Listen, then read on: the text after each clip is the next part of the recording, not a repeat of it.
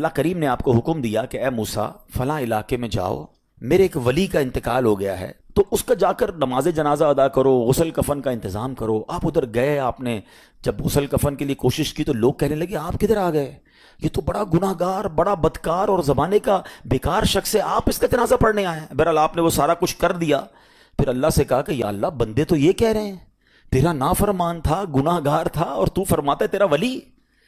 اللہ نے فرمایا موسیٰ بات یہ بندے بات تو صحیح کر رہے ہیں، یہ جو کہہ رہے ہیں نا یہ سب ٹھیک کہہ رہے ہیں، مگر بات یہ ہے کہ اس بندے نے مرنے سے پہلے جب اس کی وفات کا وقت قریب آیا نا تو 5 کلمات کے ذریعے اس نے مجھے پکارا، اے موسیٰ میں نے ان 5 کلموں کی وجہ سے اس کی مغفرت فرما دی۔ حضرت موسیٰ نے کہا یا اللہ مجھے 5 سینٹنس بتا دے، مجھے وہ 5 کلمات بتا دے کہ صدیاں گناہ کر کے اتنے بڑے گناہ گار کو صرف 5 کلموں کے لیے بخش دیا تو نے۔ اب ذرا ان 5 سینٹنس کی خوبصورتی، ڈیپتھ اور اللہ سے کنیکٹیوٹی سمجھیے گا۔ کاش یہ بات سمجھ آ جائے کہ توبہ کہتے کس کو ہیں، اللہ سے کنیکٹیوٹی کسے کہتے ہیں۔ ہم کانوں کو ہاتھ لگانا یا اللہ میری توبہ، ہمارے تو سٹائل ہی دوسرے ہیں نا۔ توبہ کسی اور شے کا نام ہے، توبہ کے لیے کوئی بہت بڑا اہتمام کرنے کی ضرورت نہیں ہے، بس دل سے ایک بار پکارنے کی ضرورت ہے، سچی پکار ہو جائے، ایک بار سچی کنیکٹیوٹی ہو جائے، وہ کریم پچھلے سارے گناہ معاف فرما دیتا ہے۔ اس پتہ ہے گناہ گار نے وہ 5 جملے کیا کہے؟ وہ کہتا ہے اے اللہ تو جانتا ہے کہ میں نیکوں سے محبت کرتا ہوں اگرچہ خود نیک نہیں ہوں۔ ذرا سوچئے، میں خود نیک نہیں ہوں مگر تو جانتا ہے مجھے نیکوں سے پیار بڑا ہے۔ دوسرا سینٹنس کیا تھا؟ یا اللہ تو جانتا ہے میں گناہ گاروں سے بغض رکھتا ہوں، فاسقوں سے بغض رکھتا ہوں حالانکہ میں خود گناہ گار ہوں۔ سمجھ رہے بات کو؟ اپنے گناہوں کا اعتراف، اقبال جرم ہے۔ بندے کو کہو تو گناہ گار، بولتا ہے میں کدھر گناہ گار بھائی، مجھ سے بڑا تو نیکی کوئی، ہم تو پہلے یہی ماننے کے لیے تیار نہیں کہ میرے گناہ کتنے ہیں۔ اللہ کی بات دنیا سے چھپا لو، اللہ سے چھپتا نہیں کچھ، ادھر اقبال کریں، ادھر مانیں، ایکسیپٹ کریں۔ ہاں دنیا کی عدالت میں اگر ہم کہیں جا کے اپنا جرم ایکسیپٹ کر لیں سزا سنائی جاتی ہے۔ سبحان اللہ، میرے رب کی رحمت کے انداز ہی نرالے ہیں، اس کی عدالت کے دستور نرالے ہیں۔ کوئی سچے دل سے جا کے مان لینا یا اللہ میں سب سے بڑا گناہ گار، اس کی رحمت اس کی بخشش فرما دیتی ہے۔ اس نے کہا کیا کہا؟ یا اللہ ہوں بڑا گناہ گار، میں گناہ گاروں سے نفرت رکھتا ہوں مگر مولا خود بھی گناہ گار ہوں۔ تیسرا جملہ کیا تھا؟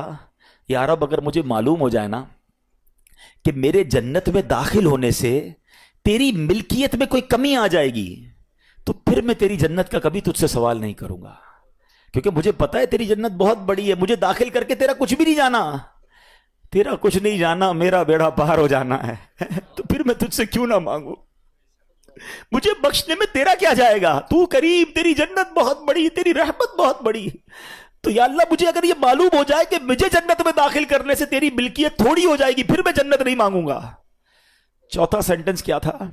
یا رب اگر مجھے معلوم ہو جائے کہ میرے جہنم میں داخل ہونے سے تیری ملکیت میں اضافہ ہو جائے گا تو میں جہنم سے تیری پناہ بھی نہیں مانگوں گا۔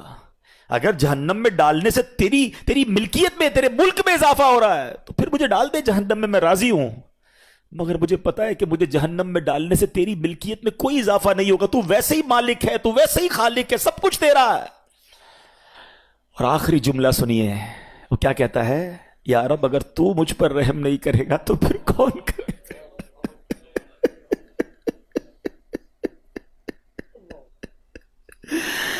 اگر اللہ رحم نہیں کرے گا تو کون کرے گا؟ آج اس کی رحم کی بھیک لینے تو آئے ہیں، آج اس کے کرم کی خیرات لینے تو آئے۔ ہم مانتے ہیں یا اللہ، ہم سب ایکسیپٹ کرتے ہیں، ہم نے بہت گناہ کیے، ہم نے بہت خطائیں کی، لوگوں سے ڈر لگتا رہا کہ کوئی دیکھ نہ لے، مالک معلوم تھا تو دیکھ رہا ہے، پھر بھی ہم نے گناہ کیے، دروازے بند کر کے گناہ کیے، لائٹ آف کر کے گناہ کیے، علاقے تبدیل کر کے گناہ کیے۔ ہم سب مانتے ہیں مولا، مگر یہ پتا ہے ہمیں بخش دے گا تو تیری رحمت میں کمی نہیں آئے گی، تیرا جائے گا کچھ نہیں۔ ہم بھی تیرے بندے ہیں، ہم بھی تیرے بندے ہیں، تیرے محبوب کے امتی ہیں مولا، تو رحم نہیں کرے گا تو کون رحم کرے گا؟ حاصل کریں۔ جب حضرت عبد الرحمن بن عوف کو ہوش آیا نا تو لوگوں نے کہا کہ آپ کی طبیعت کیسی ہے؟ تو آپ نے کہا کیا مجھ پر غشی طاری ہو گئی تھی؟ تو کہا جی، تو کہتے ہیں بے شک میری بے ہوشی میں میرے پاس 2 فرشتے آئے اور کہنے لگے تم چلتے نہیں کہ ہم تمہیں خدا کی بارگاہ میں لے جائیں اور تمہارے بارے میں فیصلے لیے جائیں؟ دوسرے فرشتے نے کہا انہیں لوٹا دو، یہ ان افراد میں سے ہے جن کے لیے ان کی ماؤں کے پیٹ میں ہی سعادت مندی لکھ دی گئی تھی، اور ان قریب اللہ تعالیٰ ان کے ذریعے ان کی اولاد کو جب تک چاہے گا نفع دے گا. اس کے بعد آپ رضی اللہ تعالیٰ عنہ 1 مہینہ مزید زندہ رہے, اس کے بعد انتقال ہوا. تو پتہ چلا کہ آپ کی والدہ نے نماز پڑھی, اللہ سے مدد مانگی, اور آپ کو اللہ نے ایک نئی زندگی عطا فرمائی. تو آپ اپنی زندگی میں اس پریکٹس کو آج اس آیت سے دیکھیں, ہم نے کرنا کیا ہے. ہم جب بیان میں آئیں تو صرف بیان نہیں سننا ہے, ہم نے اللہ نے مجھے کہا کیا ہے. ہم اس ٹاپک کو لے کے اسی لیے چل رہے ہیں نا کہ میرے رب نے ڈائریکٹلی مجھ سے کیا بات کی ہے. تو آج اس آیت میں یہ لیسن مل رہا ہے کہ جب کسی پرابلم میں ہیں, کلیمٹی میں ہیں, تو اللہ کی طرف جانا ہے اور نماز سے مدد چاہنی ہے. وَاسْتَعِينُوا بِالصَّبْرِ وَالصَّلَاةِ. اچھا اب آپ دیکھیں پیارے آقا کی نماز کی کیسی عادت تھی. بادل گرجتے تھے, آندھی چلتی تھی, کسی بری خبر کی اطلاع آ رہی ہوتی تھی, نبی پاک نماز کی طرف چلے جاتے. اچھا مجھے بتائیں نماز استسقاء کیا ہے؟ بارش نہیں ہو رہی ہے, پیارے آقا نماز پڑھا رہے ہیں. سورج گہن ہو رہا ہے, نبی پاک نماز پڑھا رہے ہیں. چاند گہن ہو رہا ہے, پیارے آقا نماز کی طرف. یعنی کس قدر اللہ کی طرف رجوع ہے. And whenever anything bad happen یا گوئنگ ٹو بیڈ ہیپن, ہونے والی لگ رہی ہے, کچھ بڑا ہونے والا ہے. ہمیں بھی تو خبریں آ رہی ہوتی ہے نا کہ بھائی کل بہت شدید بارش ہوگی, اللہ نہ کرے کوئی اور بری خبر ایکسپیکٹیشن ہے, آپ کو کاروبار میں کوئی ایسی خبر آنے کا ڈر ہے, یا آپ کی کوئی شپمنٹ جاری ہے, واٹ ایور آپ چاہتے ہیں ہر چیز بہتر ہو جائے. قرآن نے فارمولا دیا نا, وَاسْتَعِينُوا بِالصَّبْرِ وَالصَّلَاةِ. اللہ نے ڈائریکٹلی مجھے اور آپ کو کہا ہے. تو from now on words make your practice کہ میں نے انشاءاللہ نماز سے مدد لینی ہے. اور آپ اپنی آنکھوں سے دیکھیں گے, اور آپ اللہ سے عرض بھی کریں کہ اللہ تو نہیں قرآن میں کہا ہے مدد لے, میں نے کھڑا ہو گیا نماز کے لیے. تو نماز سے آپ نے مدد لینی ہے. اچھا اب اس کے بعد آیت کا جو سیکنڈ پارٹ ہے کہ صبر سے بھی مدد لینی ہے. اور آگے کیا فرمایا, ان اللہ مع الصابرین, اللہ صابروں کے ساتھ ہے. سبحان اللہ. اس کا مطلب یہ ہوا کہ اللہ تعالیٰ اپنے علم و قدرت کے ساتھ ویسے تو ہر کسی کے ساتھ ہے, لیکن یہاں صبر کرنے والوں کا خاص ذکر اس لیے ہوا تاکہ انہیں معلوم ہو جائے کہ اللہ تعالیٰ ان کی مشکلات کو دور فرما دے گا. مگر کرنا کیا ہے؟ صبر کرنا ہے. اچھا اب صبر کے بارے میں 2 باتیں بڑی اہم ہیں کہ صبر نارملی ہم جب بھی صبر کے بارے میں سنتے ہیں تو صبر ہم کہتے ہیں یار تکلیف آئی ہے صبر کرو. یقیناً یہ بھی صبر ہے, مگر صبر کی ایک اور قسم بھی ہے جو اس سے بھی سپیریئر ہے, جو اس سے بھی افضل ہے. اور وہ کیا ہے؟ گناہ کے لیے دل چاہے, حرام کے لیے دل چاہے, نفسانی خواہشات برا کام کروانا چاہ رہی ہیں اور بندہ اس پر صبر کرے. یہ صبر جو ہے نا یہ شریعت کو اور محمود ہے اور بڑا افضل ہے کہ انسان کو جی چاہے کہ فلاں گناہ کرنا ہے مگر وہ اس پر صبر کرے. اور دوسرا صبر وہی ہے جو ہم جانتے ہیں کہ کوئی مصیبت آ جائے, کوئی آفت آ جائے, کوئی ہمارا اللہ نہ کرے کسی سے لڑائی ہو جائے, ہمیں کوئی برا بلا کہے, ہم اسے معاف کر دیں, صبر کریں. یا جسمانی تکلیف ہے, کاروبار میں پرابلم ہے, ہم اللہ کی رضا پر راضی رہیں. تو یہ 2 قسم کے صبر ہیں. اور جب کوئی بندہ صبر کرتا ہے نا تو قرآن و حدیث اور بزرگان دین کے اقوال سے میں اب آپ اس کے 10 فائدے بتانا چاہتا ہوں. میں کہتا جاؤں گا, آپ اللہ کے ذکر کی نیت سے سبحان اللہ بھی کہتے رہیں, جنت میں درخت بھی لگاتے رہیں. ٹھیک ہے. اللہ تعالیٰ صبر کرنے والوں کے ساتھ ہے. صبر کرنے والے کو اس کے عمل سے اچھا اجر ملے گا, صبر کرنے والے کو بے حساب اجر ملے گا. صبر کرنے والوں کی جزا دیکھ کر قیامت کے لوگ حسرت کریں گے. صبر کرنے والے رب کریم کی طرف سے درود و ہدایت اور رحمت پاتے ہیں. صبر کرنے والے اللہ کو محبوب ہیں. صبر آدھا ایمان ہے. صبر جنت کے خزانوں میں سے ایک خزانہ ہے. صبر کرنے والے کی خطائیں مٹا دی جاتی ہیں اور صبر ہر بھلائی کی کنجی ہے. اب آتے ہیں ان دونوں صبر کو تھوڑا سا ڈیفائن کرتے ہیں. ایک نفسانی خواہشات, گناہ کا جی چاہتا ہے, کیونکہ نفس ہے نا وہ تو ہر وقت موج مستی چاہتا ہے, وہ تو ہر وقت چاہتا ہے جناب بس یہ بھی کام کر لوں وہ بھی کر لوں. اب مجھے یہ دیکھنا ہے کہ میرا یہ کام اللہ کو راضی کرے گا یا رب کو ناراض کر دے گا. لیکن جو نفسانی خواہشات پر صبر کرتا ہے نا, گناہ سے اپنے آپ کو بچاتا ہے, قرآن کیا کہتا ہے, وَأَمَّا مَنْ خَافَ مَقَامَ رَبِّهِ وَنَهَى النَّفْسَ عَنِ الْهَوَىٰ فَإِنَّ الْجَنَّةَ هِيَ الْمَأْوَىٰ. اور رہا وہ جو اپنے رب کے حضور کھڑے ہونے سے ڈرا اور نفس کو خواہش سے روکا تو بے شک جنت ہی اس کا ٹھکانہ ہے. دل چاہ رہا ہے, شیطان کہہ رہا ہے کر لے, کوئی دیکھنے والا نہیں ہے, علاقہ بھی چینج کر لیا, شہر بھی تبدیل ہو گیا, nobody here to watch you, مگر اللہ دیکھ رہا ہے. اچھا نارملی اگر غور کریں گناہ کرتے کیوں ہیں, جتنے بھی گناہ ہیں, what ever the list of گناہ اٹھائیے, کوئی شراب پیتا ہے, کوئی بدکاری کرتا ہے, معاذ اللہ, کوئی جوا کھیلتا ہے, کوئی جناب بے حیائی کرتا ہے, گندی چیزیں دیکھتا ہے یا جھوٹ بولتا ہے, واٹ ایور, ان تمام گناہوں میں تھوڑی سی لذت ہے, ٹیسٹ. ٹھیک ہے, غیبت میں بھی ٹیسٹ ہے, بلکہ کتابوں میں آیا کہ غیبت میں شراب سے بھی زیادہ مزہ ہے, جبھی تو بندہ چھوڑتا نہیں ہے. اچھا لیکن یہ تمام ٹیسٹ میں ایک بڑی اہم بات اب میں کہنے جا رہا ہوں. یہ بزرگ نے بڑی کمال کی 1 لائنر ہمیں دے دیا ہے. وہ کہتے ہیں کبھی بھی لذت کے لیے گناہ مت کرنا, کیونکہ لذت ختم ہو جائے گی, گناہ کا جواب اور پنشمنٹ باقی رہ جائے گی. اب آپ اس فارمولے کو سامنے رکھیں کہ جب بھی ہم گناہ کرتے ہیں few minutes یا few hours کی ایک انجوائمنٹ ہے, after that enjoyment ختم. مگر اس کا جواب باقی ہے, عذاب باقی ہے, اللہ نہ کرے اللہ ناراض ہوا تو پنشمنٹ باقی ہے. تو کیا فرمایا, انجوائمنٹ کے لیے گناہ مت کرنا, انجوائمنٹ ختم ہو جائے گی, عذاب باقی رہ جائے گا.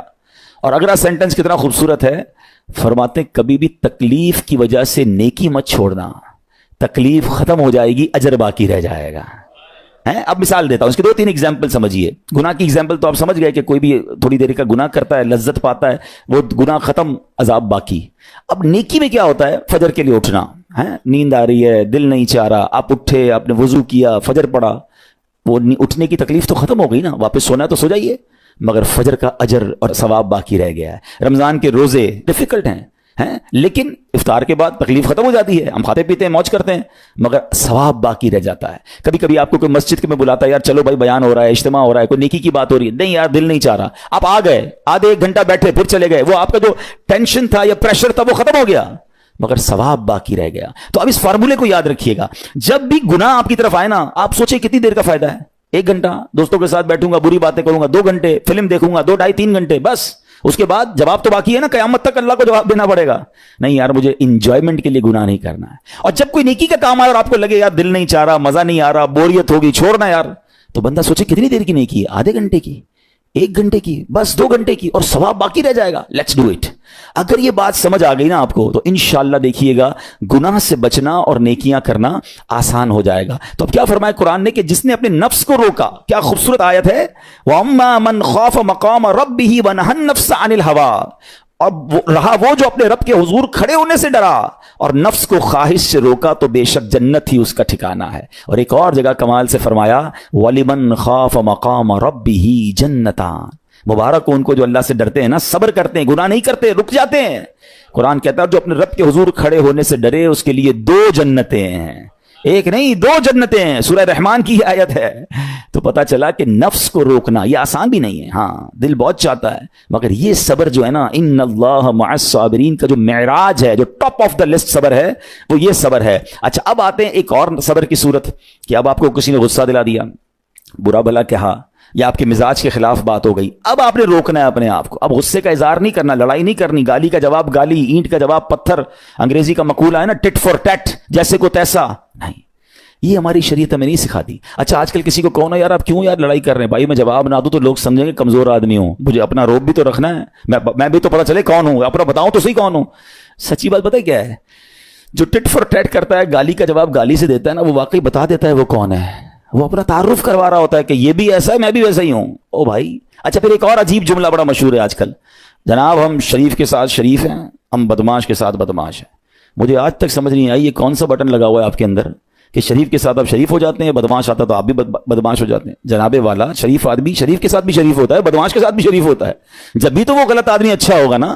نبی پاک علیہ الصلوۃ والسلام نے گالیاں سن کر دعائیں دی ہیں, پتھر برسانے والوں کو بھی دعائیں دی ہیں, مگر ہم تو تیار ہی رہتے ہیں یار میں بتاؤں گا اس کو میں کون ہوں, 1 گالی دی ہے میں اس کے ساتھ پشتوں کو گالیاں دوں گا. تو پھر آپ بھی ویسے ہی ہو گئے نا جناب.